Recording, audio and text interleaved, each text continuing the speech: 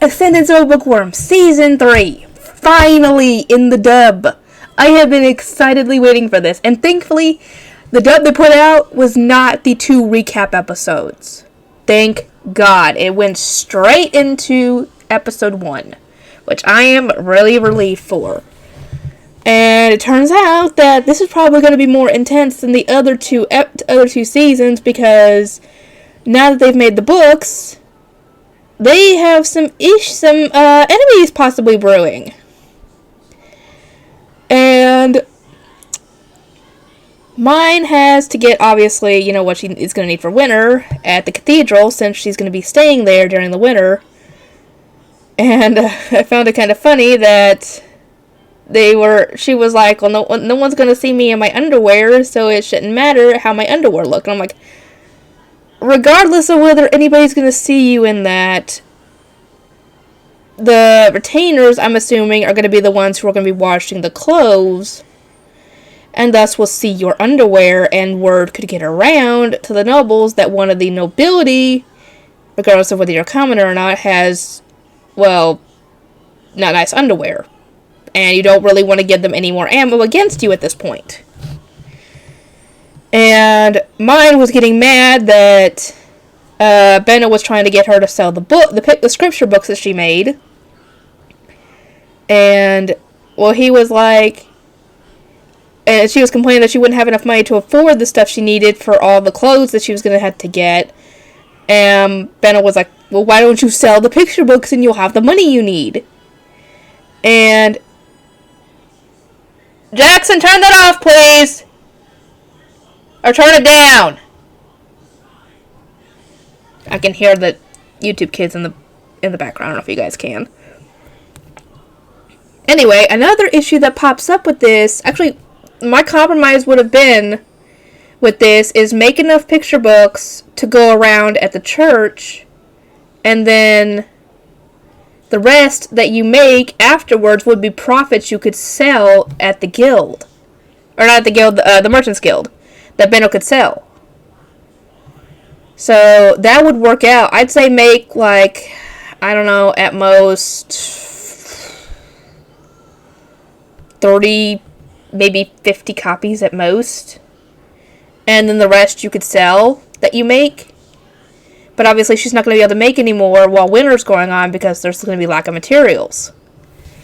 And later, while they're heading back, someone approaches them and asks mine if she could be his patron. And I'm like, what the fuck?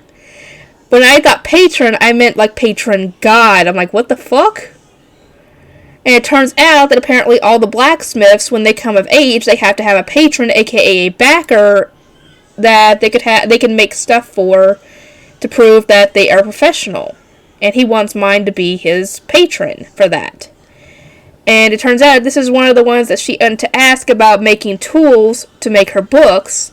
And this guy has a really good attention to detail. And mine decides to have him to be her patron because there's something that she wants him to make. And that is the metal letterpress thingies. The little things that you use in the printing press thing. And I'm like, well, if the head priest knew about this, he'd probably back her because, I mean, this would revolutionize making books as they know it. So people wouldn't have to make them by hand anymore. And they could make the really fancy books for the nobles and some more economically looking books for commoners. I mean, why wouldn't you want to get books around? Especially if the knowledge is something that everybody could use. Not just nobility. I mean, there are things that obviously nobles will want to keep secret. But there should still be regular books, like the alphabet books, for example. That would be a good one to make. And give them empty pages so they could practice their writing. But that would also require them to get no, actually the slates would be better for that one. But a picture book with the alphabet on it would be good. At the very least. That could help. That way everybody would at least know how to read by the time they go into their apprenticeships. by the time they become 8, the time they become 7, they'd be able to all read and write, and they'd be able to do their stuff. This could revolutionize living in that world just from that little bit alone.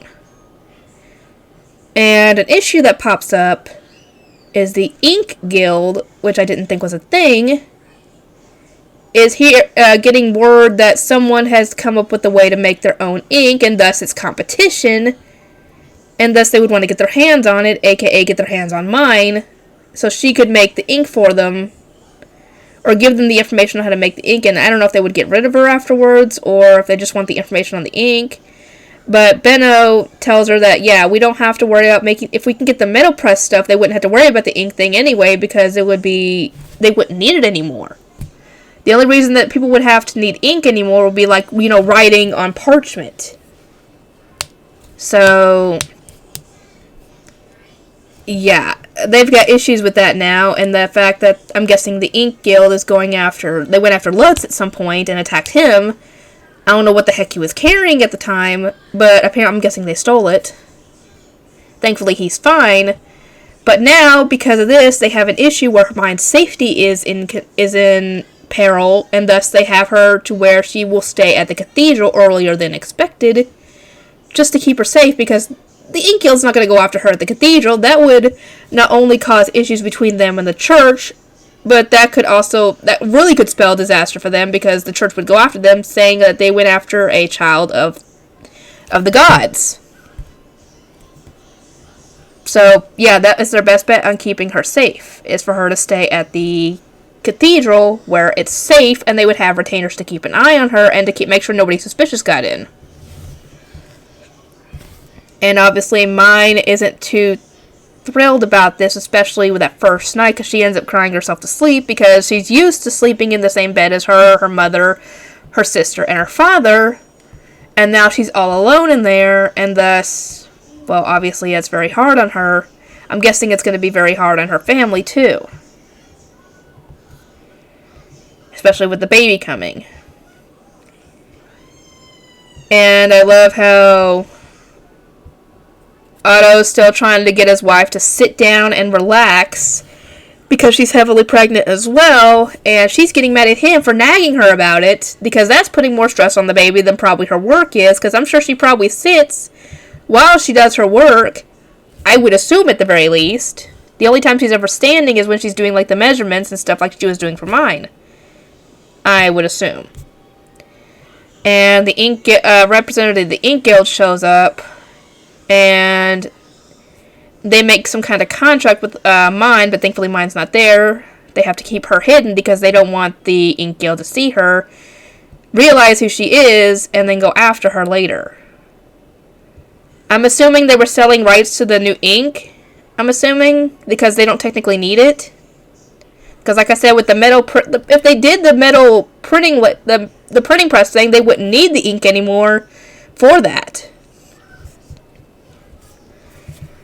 Anyway, yeah, we see money changing hands with someone from the Ink Guild and a noble. As for what's going to happen with that, we will have to wait and see until a future episode, possibly. But this has the potential of becoming more dangerous for mine, not just with the devouring, but with dealing with all the nobility that would not benefit from her making books. Oh boy. All I gotta say is Benno and the head priest have got to keep her safe. And I love how Johann thought that Benno was her father with the book. And they vehemently denied it. Obviously mine denied it because, well, he obviously denied it because he's not her father. But they were like, mine was like, if he was my dad, I would have run away a long time ago. I'm like, really? You are not going to be running away anywhere. And yeah, it was just funny. I thought it was funny, but they do kind of have a father-daughter dynamic. They are obviously related, but it's like a father figure type thing, which I found good. Anyway, with the characters, we got to meet we get to meet some new characters like Johann. We kind of met Johann in the past, though, so it was kind of a more background character coming more into focus. And I love how mine and the head priest are kind of getting along a little more. Benno is helping out more. And, yeah. So, yeah, the head priest has really even more reason to keep mine safe. Because if they lose her, all her technological knowledge and knowledge of Japan will go bye-bye. And they will be back to how things were before. And obviously the head priest doesn't want this because remember in the end of season 2, he was talking to the head of the night commander about adopting mine, and I'm actually curious as to what will happen with that in the future because obviously her parents would be very adamant against it unless they could be convinced that doing this would not only give her a better life but guarantee her safety, and they would also get to possibly see her maybe in the future. Though as for whether their mind would be okay with this, I don't know. But yeah, I can't wait to see that come into fruition because that should pop up at some point. Anyway, I'll see you guys next time, and I hope you guys are excited.